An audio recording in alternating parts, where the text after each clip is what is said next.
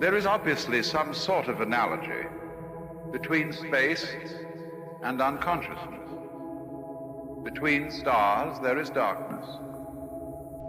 In other words, I suddenly feel no longer a stranger in the world, but as if the external world were my own body.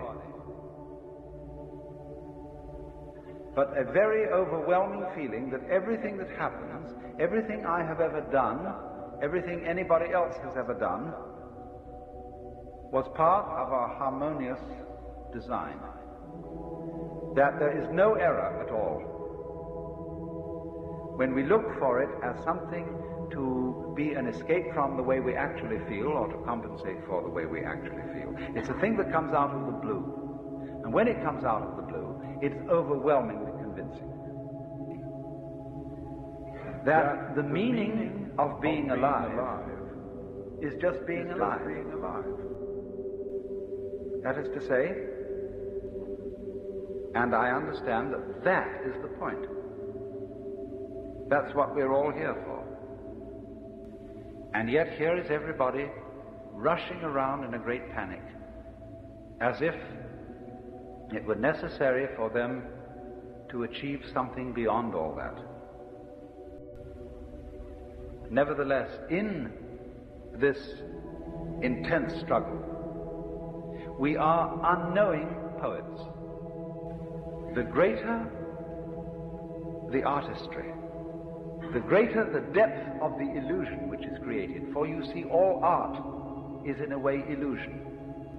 And to persuade you just for a moment that you are actually involved in reality, the more they have succeeded as artists. There's a Zen poem which says, "The morning glory which blooms for an hour differs not at heart from a giant pine that lives for 1,000 years." In other words, an hour is a long life to a morning glory. 1,000 years is a long life to a pine. So we're really all in the same place. And we all have above us things much higher than ourselves. And we all have below us things that we feel are much lower than ourselves, just as there are things out there on the left and things out there on the right, and things in front and things behind. Because you're the middle. You're the middle everywhere, always. You find you're wrestling with something you can't control. You've got to control it, but you absolutely can't control it, like all the problems of the world at the present time. The whole scene is completely out of hand. And we feel we're going to our doom, because we're going once again towards the birth of a star, which is the most creative thing there is. The whole point of life, I mean, this tender biological substance with all its tubes and filaments and nerves, which is so very sensitive. If all this is to end up in fire, into an absolute blaze of light, don't we say, oh, what a shame? You don't, is that the way it ends?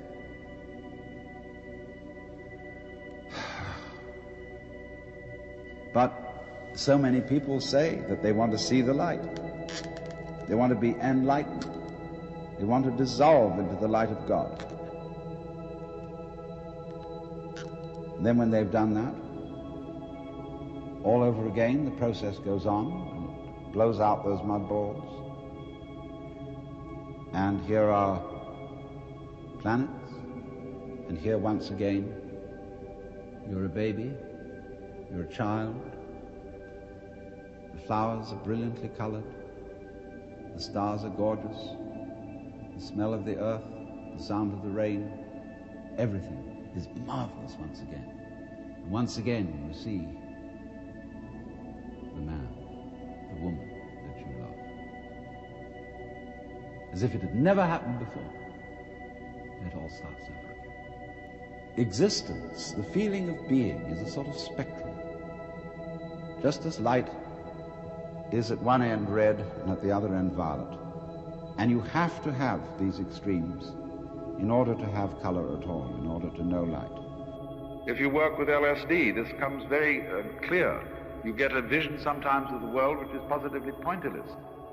Somehow it seems as if your nerve ends had been activated individually, and you become aware of a grainy quality in everything.